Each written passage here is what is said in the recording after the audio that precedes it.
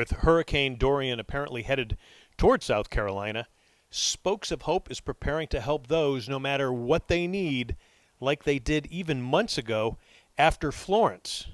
The nonprofit is headed by Shane Zoccole. He took a few minutes to fill us in about their efforts for Dorian and how you can help. These last 3 days, 4 days for disaster relief, we have a kitchen, we can feed people, we have an area we can sleep some people in an emergency situation.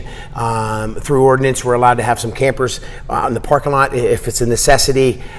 We can package and box food provision. We'll do distribution out in our parking lot here. So we are a hub in Longs, South Carolina, which is just east of Loris, just west of the storm surge. We're in a location where on Highway 9, perfect setting, perfect location to where we can be very effective for Grand Strand.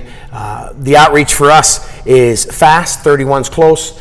We've got a lot of national organizations that's come alongside of us and behind us, and it's just a repeat from last year from Florence. And so there's a lot of things for people if they need necessities, if the storm brings the devastation that brought before. Yeah, exactly. So here we've got containers out front that are already full with non-perishable items. And then in the case of if you lost, in a catastrophic sense, if you lost a lot or if you're just hungry and it's hard to get into a grocery store that's not open or something's damaged, you can come here to Spokes and we'll make sure you don't go away hungry. We'll feed you, we'll dry you off. We have shower trailers in the back and we just, it's full service here. We really have come a long way. We've got our legs underneath us. Thanks be to God. We've just really been able to turn this place into a real effective community center that can convert into disaster relief within a day or two time. We're ready. So we're ready for Dorian. We're praying that he goes out to sea and we don't have to worry about this, John. But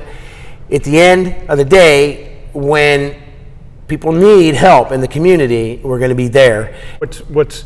What's good and bad about this is the fact that it's bad. This is happening again. What's good about it is you guys did this last year and you've been doing it. So you've got kind of a system, under your belt.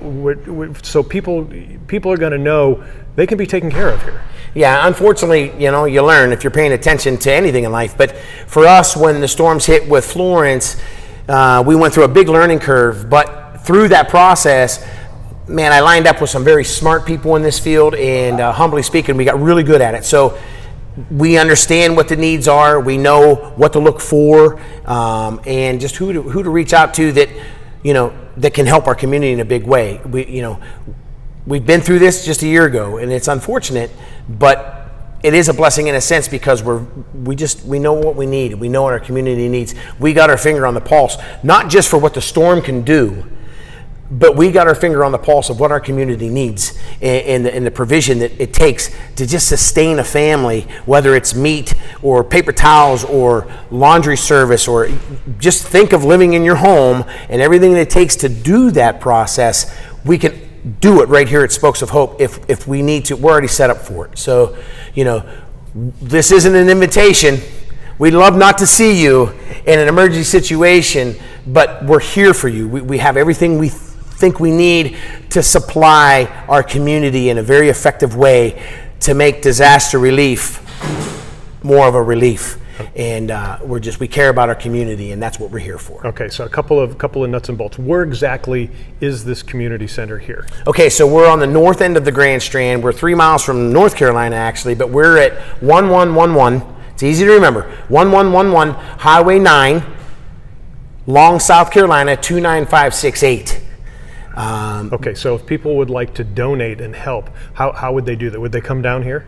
They could come here and not, if they wanted to donate, they could even volunteer. They can see where they fit in. Everybody's got talents and gifts and's got a heart for helping people. So if you have that heart for helping people, come, because we're going to need your help in the near future.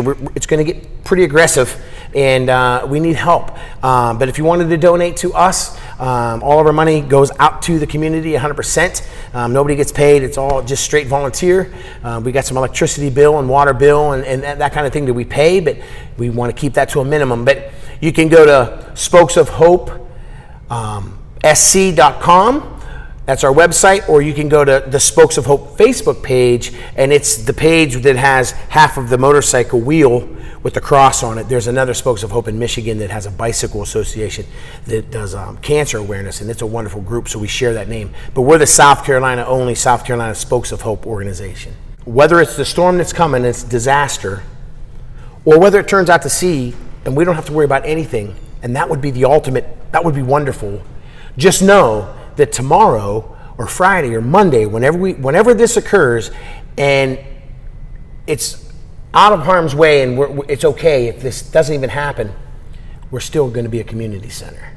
And we're going to be a place where you can still come and get them same resources and same help, whether the storm hits us or not.